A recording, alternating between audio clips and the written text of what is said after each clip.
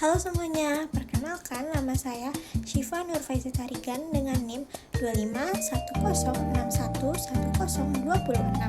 Saya dari program Studi S1 Hukum Fakultas Hukum.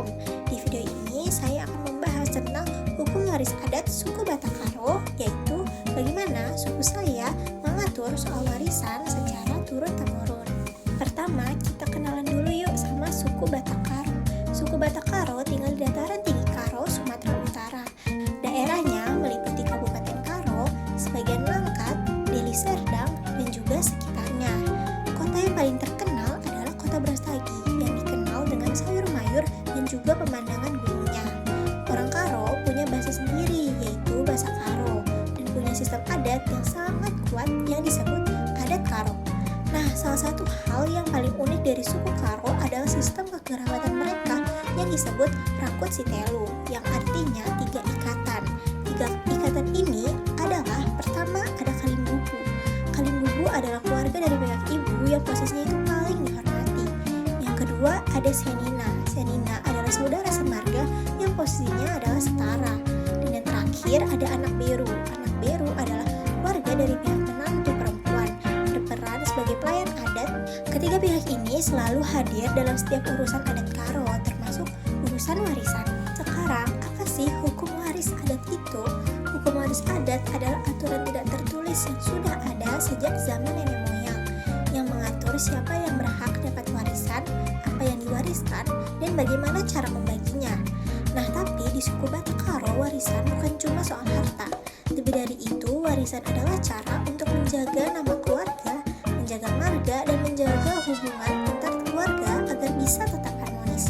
Jadi kalau di masyarakat umum kita mikir warisan itu soal uang dan tanah saja. Nah, kalau di Karo, warisan itu juga soal tanggung jawab dan juga kehormatan keluarga. Sebelum saya jelaskan sistem Karo lebih dalam, penting untuk kita pahami dulu bahwa di Indonesia ada 3 sistem kewarisan adat yang berlaku di berbagai suku. Yang pertama ada patrilineal, yaitu warisan mengikuti garis keturunan ayah. Anak laki-laki jadi ahli waris utama. Yang kedua ada matrilineal. Ini merupakan kebalikan dari patrilineal, di mana pewarisan mengikuti garis keturunan ibu, anak perempuan yang akan menjadi ahli waris utamanya.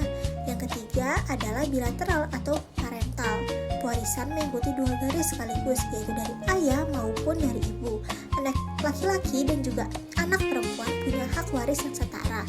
Nah, suku Batak Karo sendiri menganut sistem patrilineal, artinya semua warisan, terutama harta pusaka, mengikuti garis keturunan ayah dan juga diwariskan kepada anak laki-laki.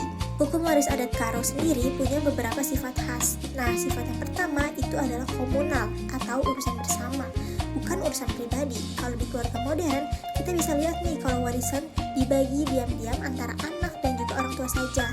Nah, di Karo tidak bisa begitu. Warisan adalah urusan keluarga besar. Semua pihak harus tahu dan sepakat. Sifat yang kedua adalah magis religius. Ada nilai spiritual di dalamnya. Orang Karo percaya bahwa tanah dan juga harta pusaka punya ikatan dengan leluhur.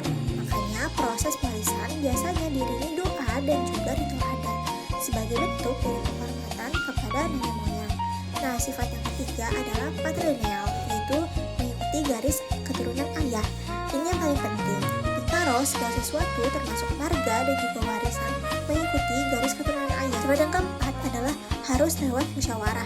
Tidak ada yang bisa memutuskan warisan sendiri. Semua harus dibicarakan bersama di dalam rapat keluarga adat yang melibatkan Kalimbubu, Senina, dan juga Anak Beru. Nah, sekarang kita akan masuk ke sistem kewarisannya. Seperti yang sudah saya sebutkan, suku Batak Karo menganut sistem patrilineal, garis keturunan dari ayah. Ini berpengaruh langsung ke siapa yang mendapatkan warisan. Yang jadi ahli waris utama adalah anak laki-laki, terutama anak laki-laki tertua.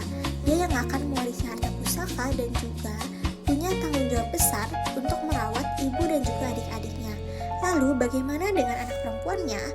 Anak perempuan dalam adat Karo setelah menikah akan mengikuti marga suaminya. Karena itu dia tidak mendapatkan harta pusaka, tapi dia tetap mendapatkan bekal pernikahan dari orang tuanya. Biasanya berupa perhiasan, perabot rumah tangga, atau kain adat sebagai bentuk kasih sayang keluarga. Lalu harta itu dibagi menjadi 2 jenis. Yang pertama adalah harta pusaka.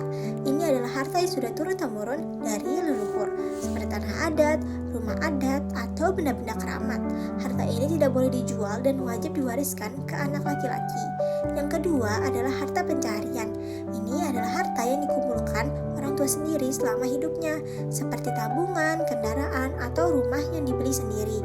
Nah, harta ini lebih fleksibel dan bisa dibagi kepada seluruh anak melalui musyawarah. Nah, contohnya itu, bayangkan ada seorang bapak bernama Pak Tarigan, seorang petani dari Brastagi Karo.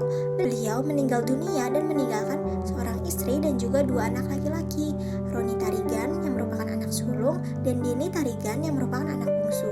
Dia juga punya satu anak perempuan yang bernama Sari Tarigan yang sudah menikah.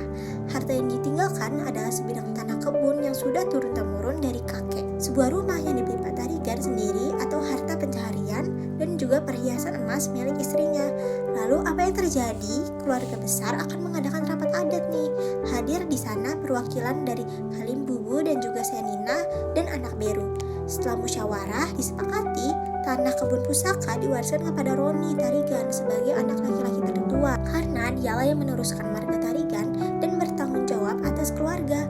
Rumah pencarian akan dibagi antara Roni dan juga Deni, dengan Roni mendapatkan bagian lebih besar karena tanggung jawabnya sebagai anak sulung lebih berat.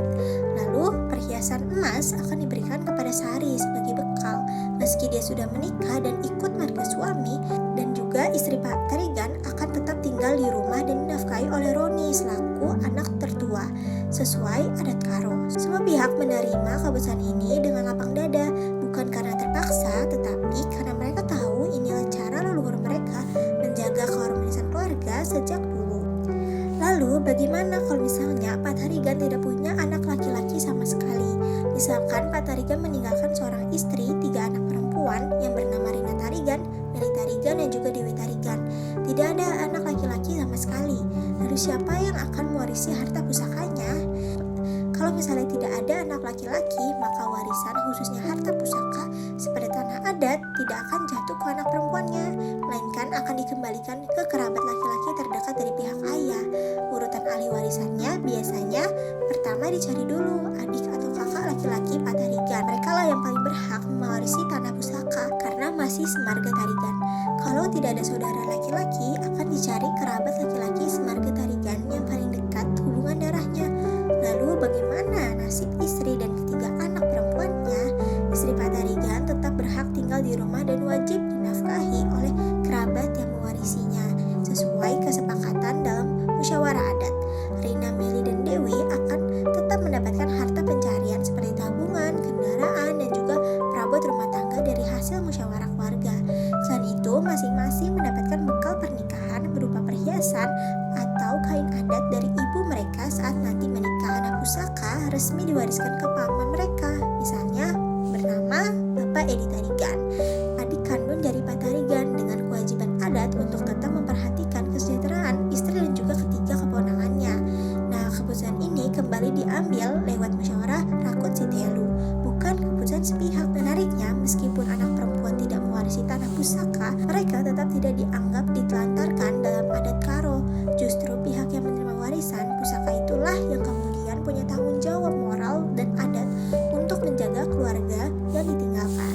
Jadi, kesimpulan dari pembahasan tadi ada 3 poin penting yang bisa kita ambil. Pertama, hukum waris adat Batak Karo didasarkan pada sistem patrilineal, di mana warisan mengikuti garis keturunan ayah, dan ahli waris utamanya adalah anak laki-laki. Kedua, proses pewarisan tidak bisa dilakukan sembarangan, harus melalui musyawarah adat yang melibatkan 3 unsur kekerabatan Rakut Sitelu, Kalim Bubu, Senina, dan juga anak Beru. Hukum waris adat Karo bukan sekedar soal membagi harta. Ini soal menjaga marga, tanggung jawab, dan juga kehormatan keluarga besar yang sudah dijunjung tinggi sejak generasi ke generasi. Cukup sekian penjelasan dari saya. Terima kasih.